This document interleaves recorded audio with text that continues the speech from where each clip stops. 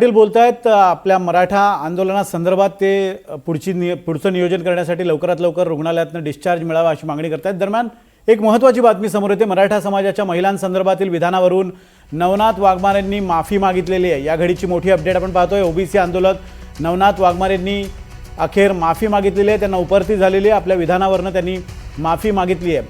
मराठा समाजातील महिलांविषयी त्यांनी एक आक्षेपार्ह वादग्रस्त वक्तव्य केलं होतं। त्यानंतर त्यांच्या विरोधात ठिकठिकाणी मराठा समाजातून प्रतिक्रिया उमटत होत्या। त्यांच्यावर कदीम जालना या पोलीस ठाण्यात गुन्हा सुद्धा दाखल झाला होता आणि अखेर त्यांनी आता आपल्या विधानाबद्दल माफी मागितली आहे। ओबीसी आंदोलक नवनाथ वाघमारेंना अखेर उपरती झाली आहे। मराठा समाजाच्या महिलांसंदर्भात केलेलं वादग्रस्त विधान त्यांनी अखेर मागे घेतलं आणि त्यावरून माफी मागितली आहे। काय नेमकं वादग्रस्त विधान नवनाथ वाघमारेंनी केलं होतं आणि आता माफी मागताना काय भूमिका मांडली आपण पाहूयात। बावनकुळे साहेबांनी सांगितले माझी सून मराठा आहे, माझी बायको कुणबी आहे, त्यांच्या घरात सगळे सोयरे घुसले असतील आणि बावनकुळे साहेबांचे एकट्याच्याच नाही अनेक मंत्र्यांच्या घरात मराठ्यांच्या मुली घुसलेल्या आहेत।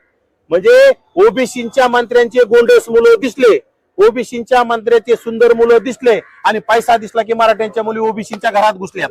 आणि मग जर मराठ्यांच्या मुलीच्या ऐकून जर हे मंत्री जर ओबीसींचा वाटोळा करत असत तर त्यांनी समोर येऊन सांगावं की आम्हाला ओबीसींची घेणं देणं नाही, आम्हाला गरीब गावगाड्यातील ओबीसींची काही घेणं देणं नाही, तुम्ही तुमचं बघून घ्या, आम्ही आता मराठा झालोत, आमचे सगळे सोयरे मराठा झालेत, आमच्या सुना मराठा झाल्यात, आमच्या बायका मराठा झाल्यात, आमच्याच्याने होणार नाही, तुम्ही तुमचं बघून घ्या। आम्ही त्यासाठी मंत्र्याकडे जाऊन जाब विचारणार आहोत आणि आमचा लढा आमच्या पद्धतीने आमच्या ओबीसीच्या जीवावर आणि ओबीसीसाठी आम्हाला ही जरी माझ्याकडून एक वेळा वक्तव्य गेलं त्याबद्दल मी खेद व्यक्त करतोय।